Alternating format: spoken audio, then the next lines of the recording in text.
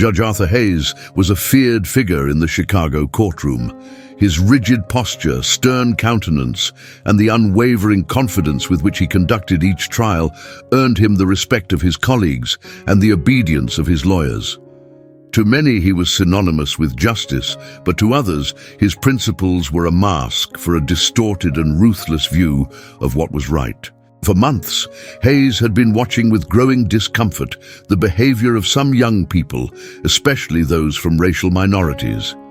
He believed that harsh discipline was the only way to straighten out those who seemed already lost to society. So, when the case of Jamal Wilson, a 19-year-old black man, came into his courtroom, Hayes didn't hesitate. Jamal had been charged with theft, but the evidence was vague. The young man had always been part of a poor neighborhood, and even though he had a stellar academic record, he was in the wrong place at the wrong time.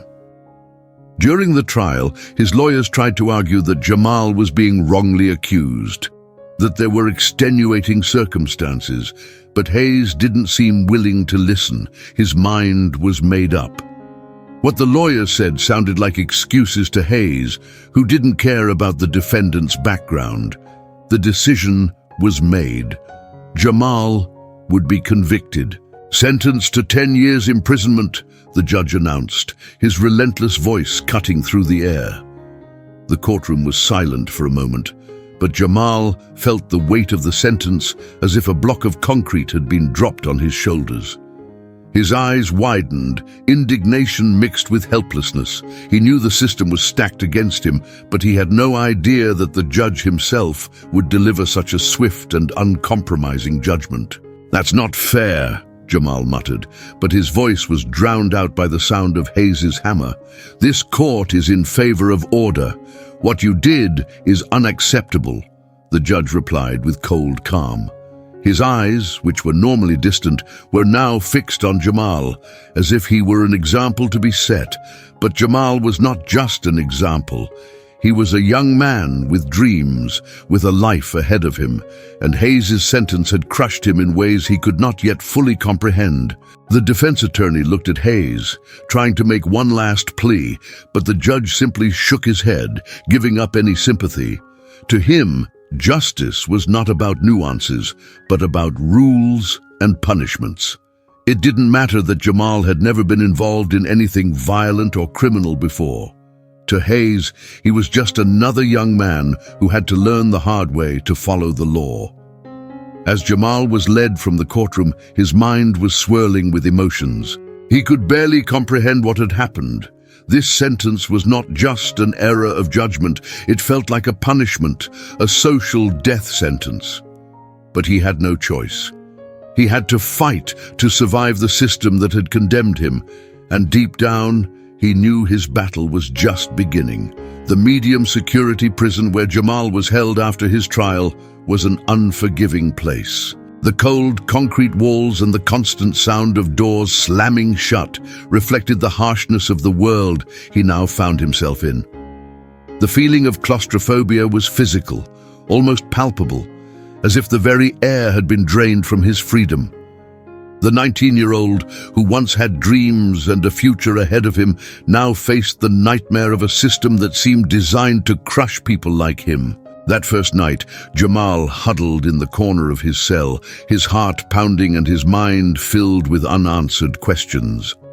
The darkness of prison wasn't just physical. It seeped into his soul, consuming every shred of hope he still held on to. He was in a place where guilt didn't need to be proven. The mere fact that he was a young black man seemed like a sufficient sentence. The humiliation was becoming a constant. Jamal was constantly watched, not only by the guards, but also by the inmates themselves, who quickly realized the new prisoner's fragility. He was the target of jokes and verbal abuse, but the worst was yet to come. Each new day brought confirmation that the world outside the prison no longer remembered him. He was now a statistic, a victim of a system that rarely offered any chance for redemption. For the first month, Jamal's routine was almost monotonous. He woke up early, spent the day trying to remain invisible, and waited for his mother's weekly visits. She was the only person he knew who still believed in him, but even she seemed increasingly dejected, as if her hopes were fading too. The pain he saw in her eyes during her visits was almost unbearable. She, a strong and resilient woman, now had to deal with the reality of seeing her son imprisoned for something that not even he fully understood. "I can't believe this is happening, Jamal. You're a good boy. You didn't deserve this," she said during one visit, her voice breaking. Jamal tried to smile, but her words cut through him like blades. He knew his mother was right. He should never have been here. But her comforting words couldn't erase the sense of injustice he felt every second. The trial had been too quick. The decision had been hasty, and now he was in prison, not for a crime he had committed, but for a prejudice that ran through the veins of the system. Amidst the pain and suffering, Jamal began to understand how deeply the penal system was entrenched in people's lives. Prison was not just a place of physical punishment, but a force that defined who was worthy and who was not. He was not there by chance. He was there because his fate, marked by the color of his skin and the neighborhood where he grew up, had set him on the darkest path. The weeks passed, and Jamal's frustration grew. He tried to remain hopeful, but every time he looked at the other inmates, men who had been forgotten by the world, he felt the immense loneliness that surrounded him. But worst of all was the feeling of helplessness. The system seemed untouched, immune to any attempt at change, and he didn't know what he could do to escape those four walls. Meanwhile, his mother continued to seek any form of help she could. She hired lawyers, went to the police, spoke to civil rights organizations, but no matter how hard she tried, it seemed like no one was willing to listen. Jamal was just another name on a long list of injustices. His conviction seemed to be yet another reflection of a system that couldn't deal with the complexities of a young black man's life. When the phone rang on a hot summer afternoon, the sound seemed to come from another world. It was her mother, her voice trembling on the other end. "Jamal, you won't believe it. I found someone who can help you.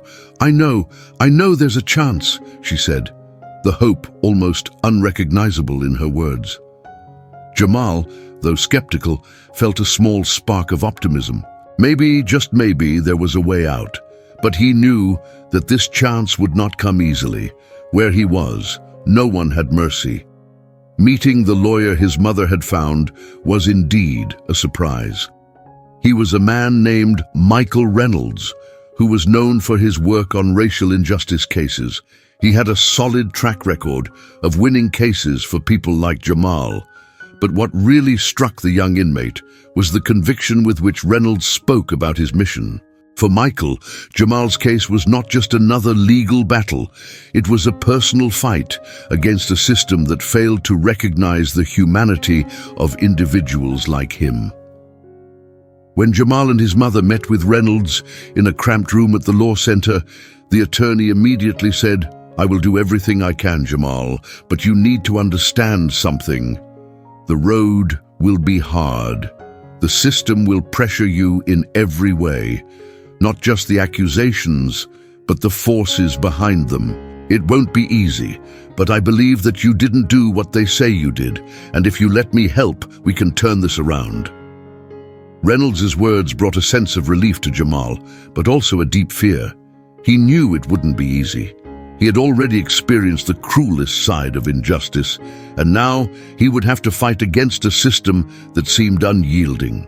Over the next few weeks, the lawyer began a new investigation, trying to find any evidence that could overturn the conviction. The problem was that as time went on, the evidence against Jamal became increasingly weak. Reynolds knew that the key to overturning the conviction lay in identifying clear flaws in the conduct of the original trial. But the hardest part was convincing the court that Jamal was not a criminal. But as Reynolds' investigation progressed, something else began to unfold. The attorney wasn't just prosecuting a case of injustice against Jamal, but also something deeper and darker: corruption within the ranks of the justice system. During his investigation, Reynolds uncovered an alarming pattern of unfair decisions and false accusations, particularly targeting young minority men. Reynolds, determined to expose the truth, called for an urgent meeting with Jamal and his mother. He was visibly tired, but his eyes shone with the confidence of someone who knew something important was about to be revealed. "I found something, Jamal. Something that will change everything. It's not just you. I found evidence of a web of injustice, evidence manipulation, and how the system deliberately works to punish young black men like you." Jamal looked at the lawyer, feeling the weight of those words. He knew his life had already been irreversibly changed, but now, for the first time, there seemed to be a real possibility that the truth would finally be heard. The fear that had once gripped him was replaced by a sense of power, the power of having a real fighting chance. "I didn't know this was happening, but now I do," Jamal said, his voice firm. "I'm going to fight. I can't let this go." His mother, though hesitant at first, saw the determination in her son's eyes. She knew that Jamal was not only fighting for his own freedom, but for the freedom of many other young people who, like him, had been crushed by the weight of discrimination. Reynolds continued, "I'm going to take this further. I'm going to take this to a higher court, but I want you to be prepared, Jamal. What we're going to face is not going to be easy. They're going to do everything they can to keep things the way they are." As Jamal listened, he felt a mixture of gratitude and apprehension. The weight of the coming struggle was starting to sink in. He knew there was a big difference between what he wanted to believe, that the truth would be enough to change his fate, and the reality of a system that rarely admitted its mistakes. But one thing was clear: he now had a chance to take back control. The battle would be long and difficult, but Jamal was no longer willing to be a passive victim of the system. He was beginning to see clearly what was at stake, not just his freedom, but also his right to fight for justice. As they walked out of the conference room, his mother looked at him and said with a shy smile, "You can do it, my son. I know you can." And for the first time in a long time, Jamal believed her. Jamal's case was gaining momentum, but not in the way he had imagined. As attorney Michael Reynolds gathered evidence, the pressure on Jamal grew. By the time he stepped back into the courtroom, the arena felt even more charged with hostility. He knew it would be another uphill battle, one where not only his freedom was at stake, but also the system's very perception of who he was.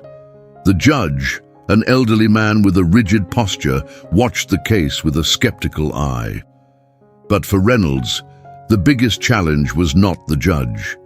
It was the vast web of interests surrounding the case, interests that went far beyond a simple trial. He knew that what was at stake was a much larger and dirtier machine, in which Jamal's fate was just one piece. Reynolds's preparation, however, was solid. He had gathered evidence of glaring flaws in the original trial, contradictory testimony, evidence that had not been properly examined, and most important, a string of similar cases involving young black men in similar situations. He was not just challenging Jamal's conviction, but challenging an entire system that was flawed and allowed for racial discrimination. During the first day of the hearing, Jamal felt like he was trapped in a cage again. He listened to the accusations being made against him, but he knew that it was all a reflection of a system that had already condemned him before he even heard his version of events. The prosecutors were focused on maintaining the narrative that he was guilty, reinforcing the idea that his past, a childhood in a slum, and the color of his skin were enough evidence of his criminality. Reynolds calmly countered each argument, like a seasoned boxer avoiding the lowest blows. He used the flaws in the prosecution as a ladder to expose the inconsistencies, always strategically challenging the allegations. With each passing day, the case grew more tense, with Reynolds's remarks creating a buzz in the courtroom and Jamal's name slowly being linked to something bigger than himself. The truth was being carefully dismantled. Yet the judge seemed unimpressed. Jamal, sitting in the gallery, could see the man's hard expression on the bench. The judge rarely looked at Reynolds, as if he chose to ignore the reality that was being laid bare before him. Jamal's frustration grew, but he tried to stay focused. The pain of seeing his life thrown around like a commodity in the courtroom was excruciating. The weight of being wrongly accused continued to weigh heavily on his shoulders, but for the first time, he felt that his struggle was somehow being acknowledged. The turning point came on the third day of the trial. Reynolds managed to bring to light an element that would change everything. A former police officer, now retired, who worked on the original investigation and had internal documents that proved evidence manipulation and a pattern of harassment of young black men. This former officer, although reluctant at first, was convinced that it was time to reveal the truth. When he took the witness stand and confirmed what Reynolds had already suspected, the courtroom fell silent. The impact of his words was immediate. He described how the officers involved in the Jamal investigation had fabricated some of the evidence and ignored exculpatory evidence.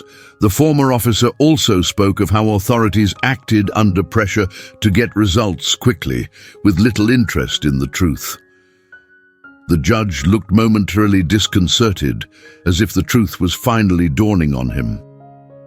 Jamal felt a rush of emotions: anger, relief, hope, but also a sense of uncertainty. He knew nothing was certain. The war was not yet won, but this witness, this turn of events represented something big, a flaw in the system that no one could ignore. By the end of the day, Jamal was exhausted, but for the first time since his arrest, he felt the weight of being just a statistic begin to lift. The fight wasn't over, but he was finally being heard. The journey was far from over. The real test would be the final judgment, when all the pieces fell into place. But at least now Jamal had something he had never had before: concrete hope that he could finally get out of prison and see the world outside its walls. The final trial was about to begin, and the pressure on Jamal was more palpable than ever. He lay awake at night, unable to stop thinking about what might happen. At times, he felt like he was on the brink of an abyss, but with each new day, he remembered the words of his attorney, Michael Reynolds. "The truth is our ally. We will see it through to the end." The day of the trial arrived like a storm. The courtroom was packed, with journalists crowding in to capture every detail.